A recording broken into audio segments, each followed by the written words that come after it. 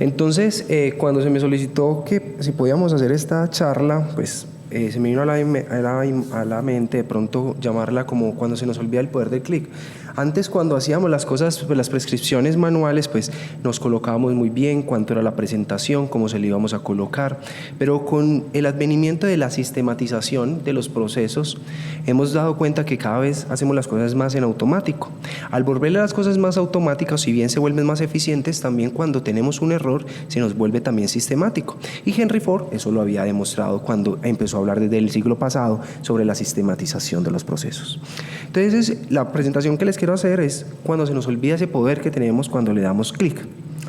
¿Y por qué nos trae esto aquí hoy? Entonces, cuando nos vamos a dar cuenta, durante un periodo de tiempo, cuando se van a ver cuáles son los medicamentos que más problemas tenemos, cuáles son los más errores más frecuentes que tenemos en una hospitalización, nos damos cuenta que la primera prescripción son los antibióticos. Pues eso ya es problema del doctor Roncancio, pero en estos momentos, debido al COVID y todas sus deltas, capas y todas esas cosas, no debe estar por acá presente. Pero sí, en el segundo lugar y en el quinto lugar nos damos cuenta que los medicamentos cardiovasculares son los que más frecuencia de segunda posición están. Y miren, los anticoagulantes están en el quinto puesto. Y estos son dos de los grupos medicamentosos que más utilizamos en la clínica, por lo cual tenemos que darnos cuenta que esto sí es importante. Como lo dije, cuando hacemos la sistematización de los procesos y tenemos un error, este también se vuelve sistemático. Y entonces es interesante que el señor Maxwell, no era doctor, el señor Maxwell decía, un hombre debe ser lo suficientemente grande para admitir sus errores, lo suficientemente inteligente para sacar provecho de ellos, pero lo suficientemente fuerte para corregirlos. Por lo cual, pues esa es la idea, que miremos a ver si estamos cometiendo algún error, buscarlo y tratar, para ser personas un poco más fuertes intelectualmente, tratarlo de corregir. Pero ustedes me dirán, es que la falla no es reencontrar el error, sino encontrar el remedio. Pues tienen toda la razón. Pero para poder encontrar el remedio, para poder estar esto, lo tenemos que hacer juntos, porque sin esto no tendríamos un éxito.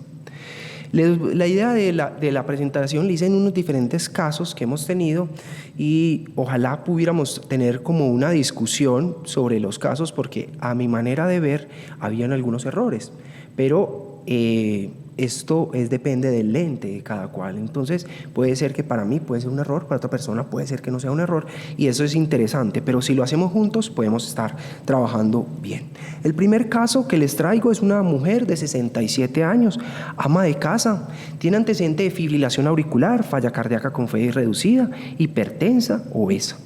Ella toma carvedilol 2 veces al día, losartán 2 veces al día, espironolactona y apixaban.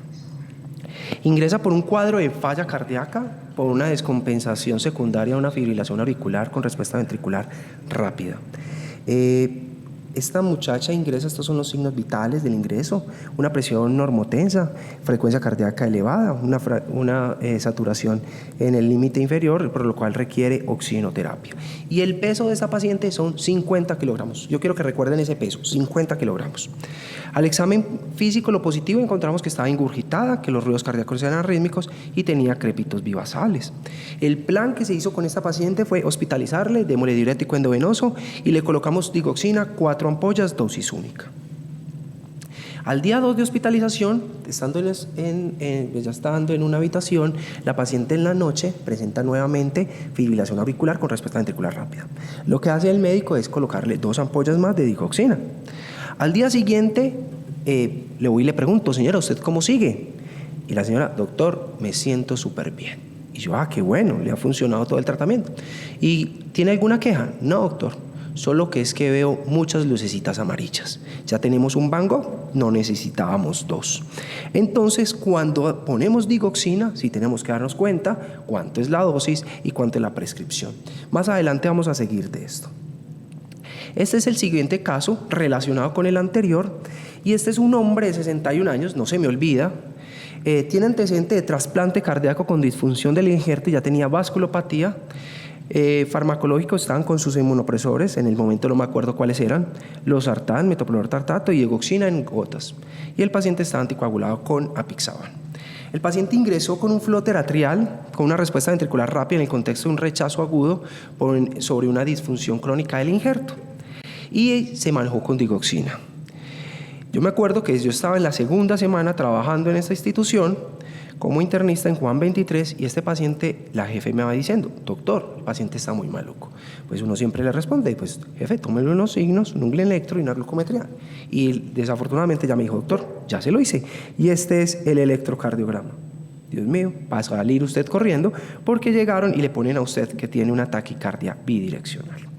Entonces, cuando nos vamos dando cuenta, la digoxina ampliamente distribuida, las prescripciones de la digoxina relatan desde 1785, llevamos más de 200 años formulando digoxina y lo más triste es que uno, no la sabemos formular y dos, que la mayoría de los médicos ni sabemos cómo funciona.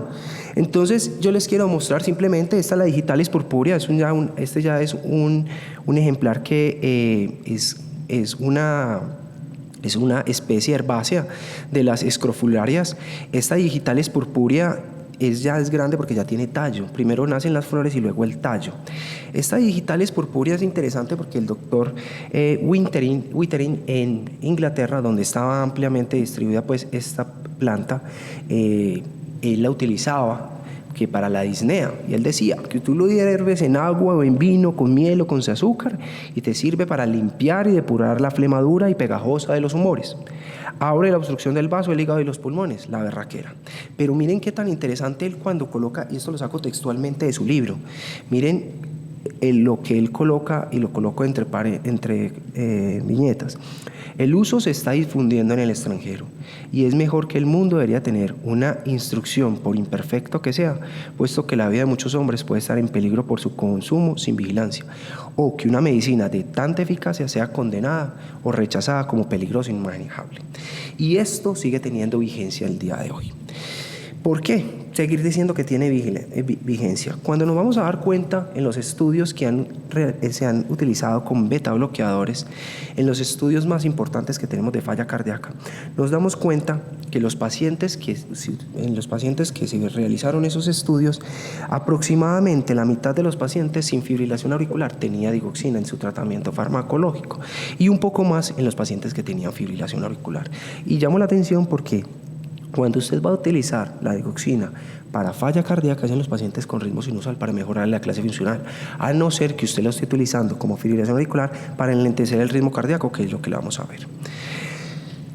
Cuando nos vamos a dar cuenta, los betabloqueadores en la falla cardíaca no tiene ninguna duda que los betabloqueadores disminuyen la mortalidad, como se los voy a mostrar en la curva de la izquierda, pero un paciente que tiene fibrilación auricular y falla cardíaca, los betabloqueadores no sirven absolutamente para nada.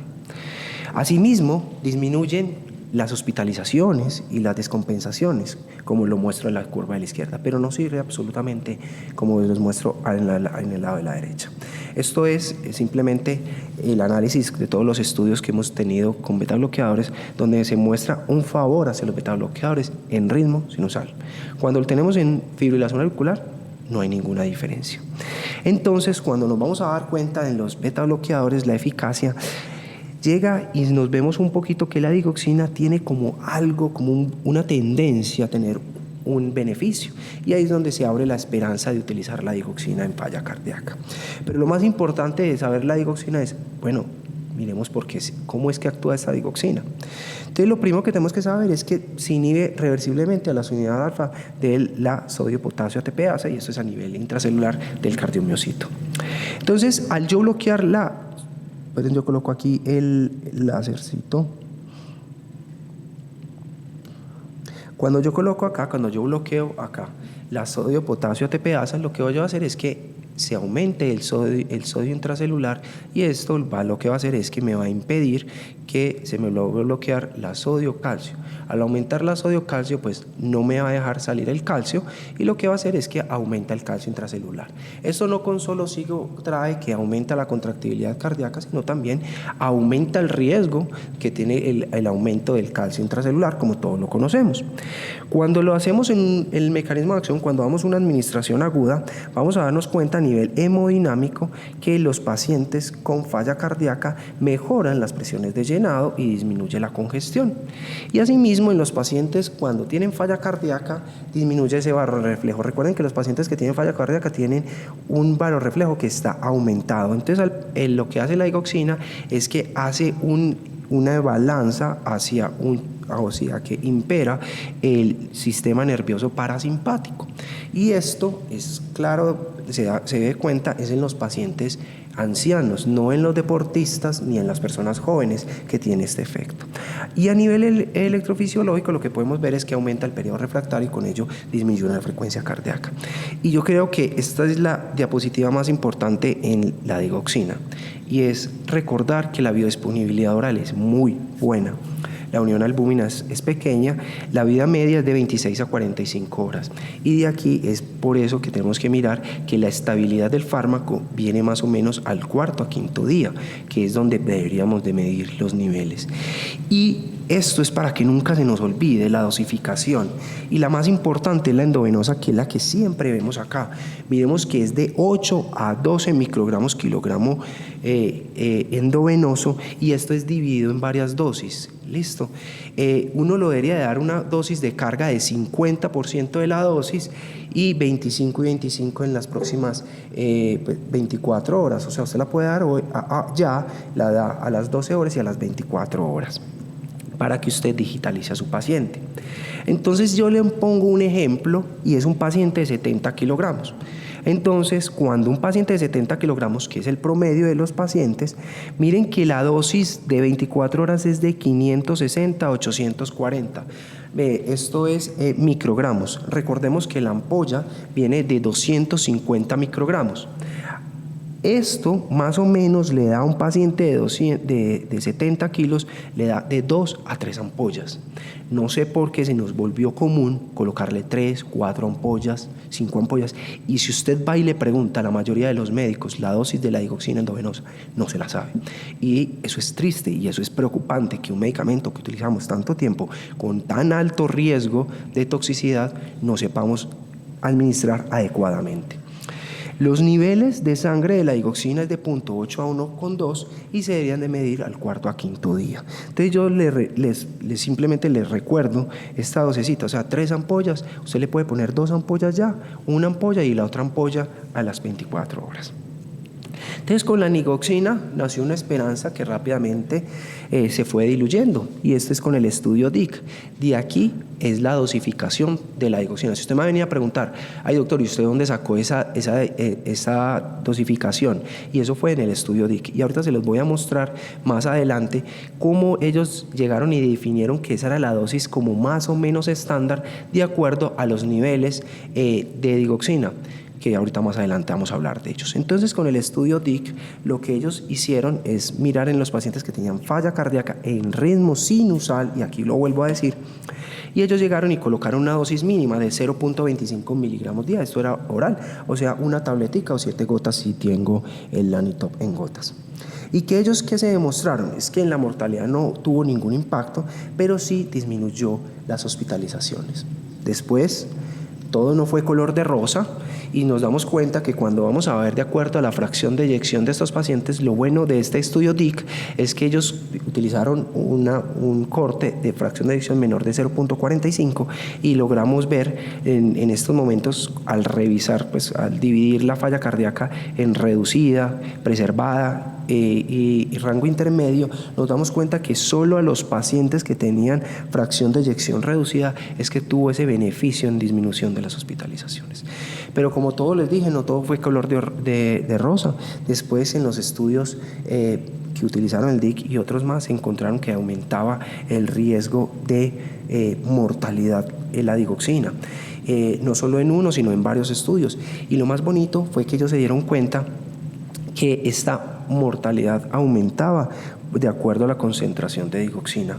Cuando a mí me dicen, ay, es que el paciente tiene síntomas, pero es que doctor, solo tiene 1.2 de la dosis, es que no quiere decir que los pacientes tomando digoxina con esos niveles de digoxina concentración que es por nanogramos por mililitro, no quiere decir que no tenga intoxicación. Si bien en el estudio DIC encontraron que los pacientes presentaban por encima de 1.5 mayor índice de toxicidad, la toxicidad por digoxina aumenta después de 1, y esto es importante. Entonces las causas de mortalidad en los pacientes tratados con digoxina no solo es por la concentración del medicamento, sino también se ha demostrado que los pacientes es por el tiempo que llevan tomando, como lo muestra en esta segunda gráfica a mano derecha, donde muestra que a mayor tiempo que yo utilice la digoxina, más tiempo va a tener el riesgo de tener mortalidad. Muy probablemente es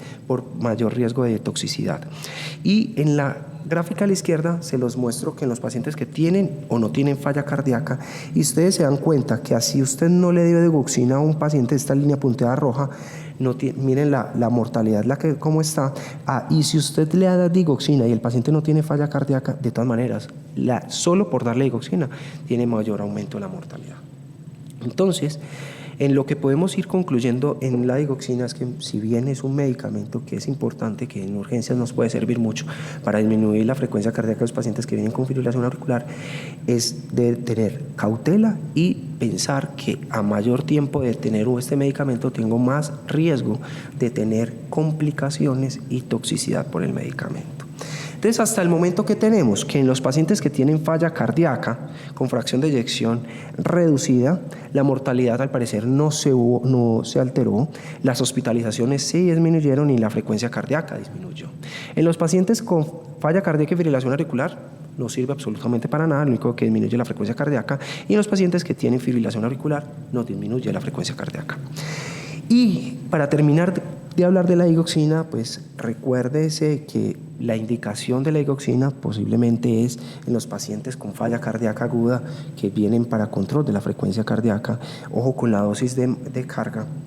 Y recuerde que estos pacientes tienen más riesgos de toxicidad en los pacientes que tienen trastornos electrolíticos. Asimismo, mucho cuidado con los pacientes que están tomando amiodarona o verapamilo, que aumenta el riesgo de toxicidad, que son casi todos nuestros pacientes que utilizamos la digoxina, vienen tratados ya con amiodarona. Entonces, siempre hay que tener todas estas cosas en claro.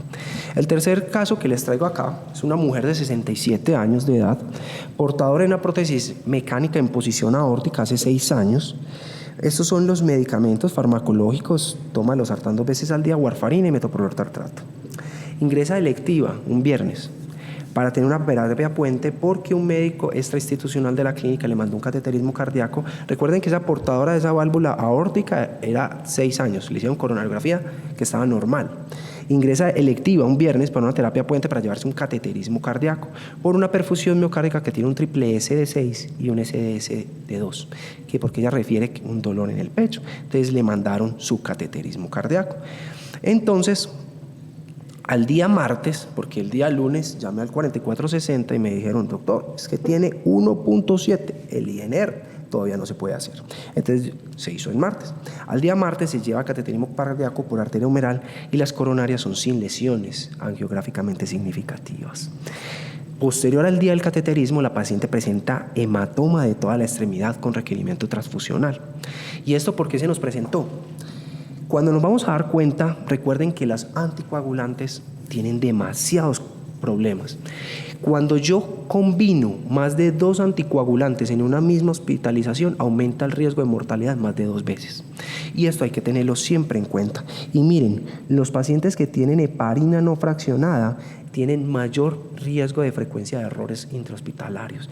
¿Y por qué nos pasa eso? ¿Será por mala prescripción del médico, mala administración de enfermería? Pues no. Miren, como todos sabemos, y todos sabemos que esas bombas pitan porque sí, porque no, por la temperatura, por la burbuja, por la presión alta, por la presión baja, por todo, miren que el problema son casi siempre esas bombas de infusión con esa heparina no fraccionada. Y entonces la mayoría de los errores se presentaron por eso. Y pues obviamente el error humano siempre va a estar un poquito ahí. Ese fue un caso. Y lo otro es que hemos tratado de pensar que siempre los pacientes deberían de llevarse con un INR de 1.8 menor para una intervención coronaria. Y ya se ha empezado a mirar en el mundo que estos pacientes, al llevarlo con anticoagulación, con warfarina, las complicaciones no son tantas como creeríamos.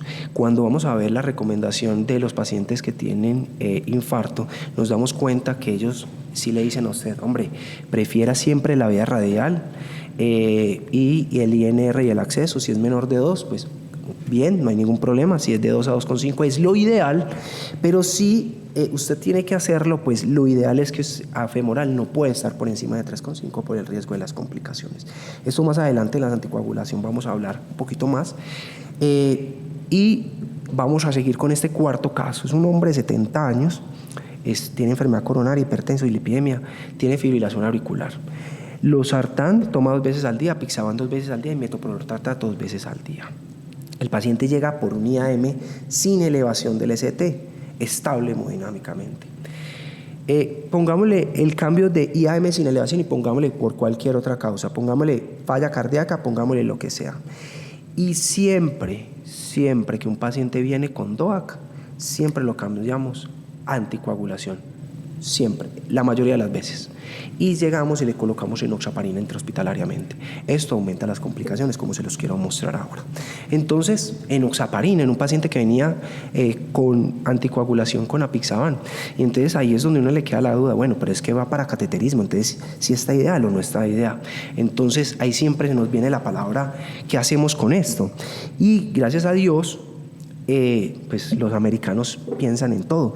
Y miren que esto salió el año pasado y fue un registro de una base de datos de los pacientes de Estados Unidos que ingresaban por un evento coronario de enero del 2015 a diciembre del 2016.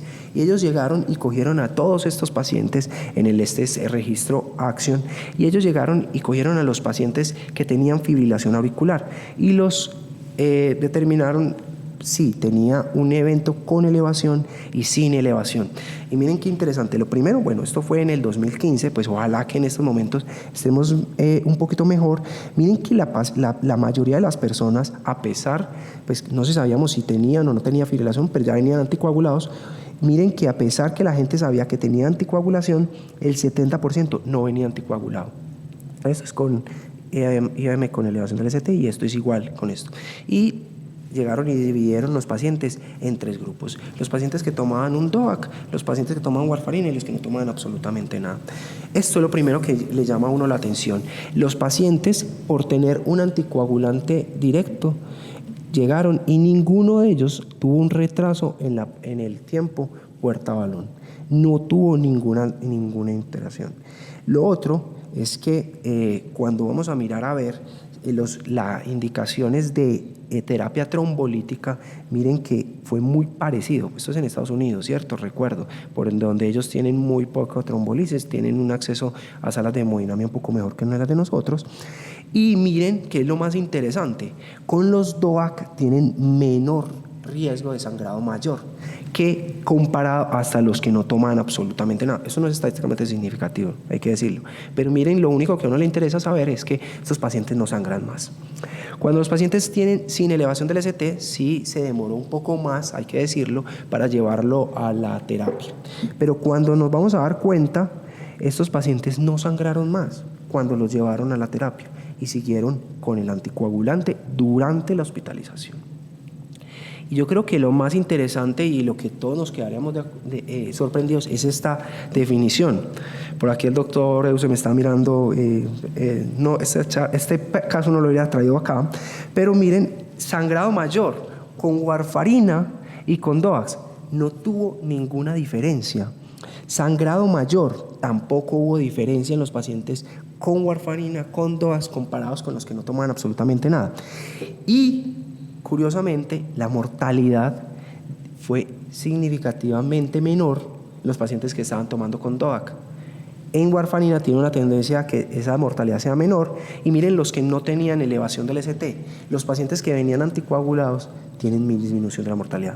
Ustedes me van a decir, esto es un registro, eso no fue un estudio, estamos de acuerdo, pero ya sí tenemos que estar mirando porque la mayoría, tenemos aproximadamente el 10% de la población está anticoagulada y estos casos nos vienen a la clínica diariamente.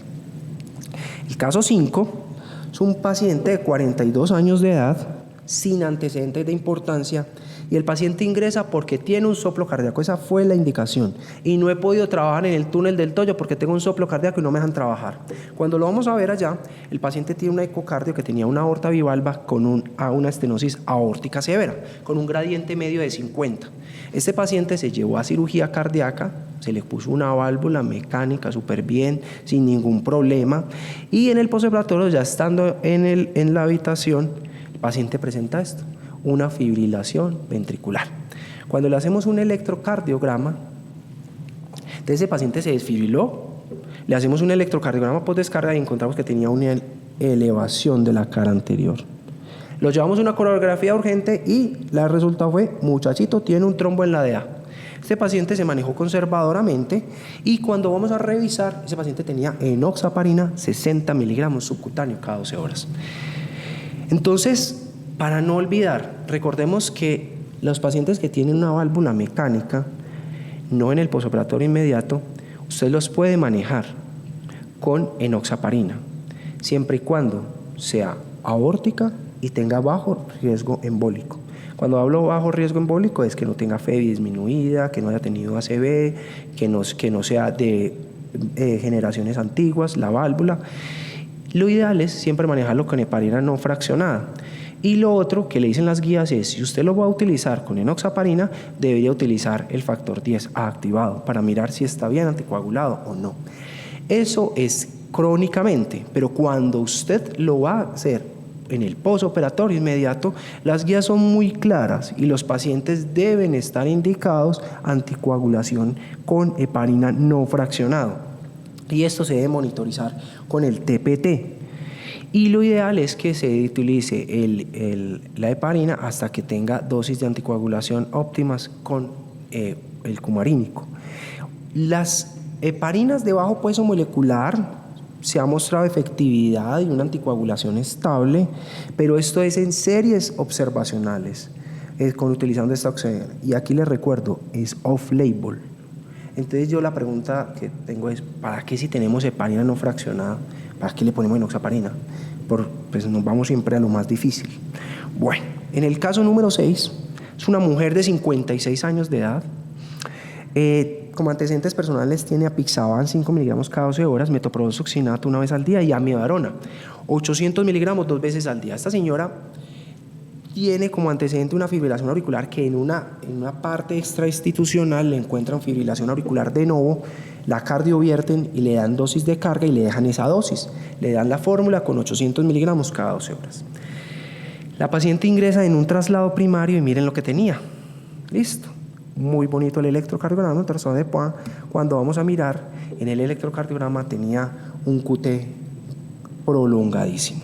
Entonces, para no olvidar en estos pacientes que tenemos amiodarona y que es tan frecuente, la amiodarona es un medicamento que está ampliamente distribuido, puede presentar hipotensión, pero es el excipiente y muy claro le dicen las guías de taquicardia supraventricular.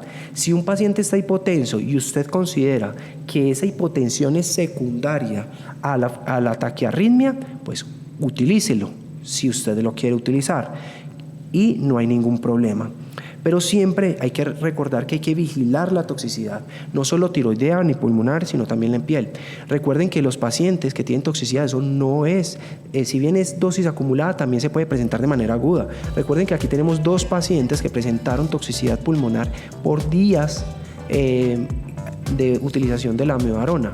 Los dos, curiosamente, uno estaba en protocolo de trasplante y el otro sí se logró trasplantar. Y siempre cuando yo utilizo una infusión de amiodarona, solicito un electrocardiograma de control para el día siguiente y siempre lo debo corregir, ese QT. Recordemos que los pacientes que nosotros tienen también bloqueo de rama, siempre debemos de corregir no solo por la frecuencia, sino también por el bloqueo de rama, que tenemos que corregirlo doblemente y siempre tenemos que revisar las interacciones medicamentosas, que si bien Andrés se mantiene detrás de uno, doctor, esto interacciona con esto también podemos tener nosotros mismos antes de darle el clic, debemos de vigilar. Les quería traer esto con una presentacioncita cortica. De todas maneras, muchas gracias y si alguna pregunta o algo, con todo el gusto. Muchas gracias.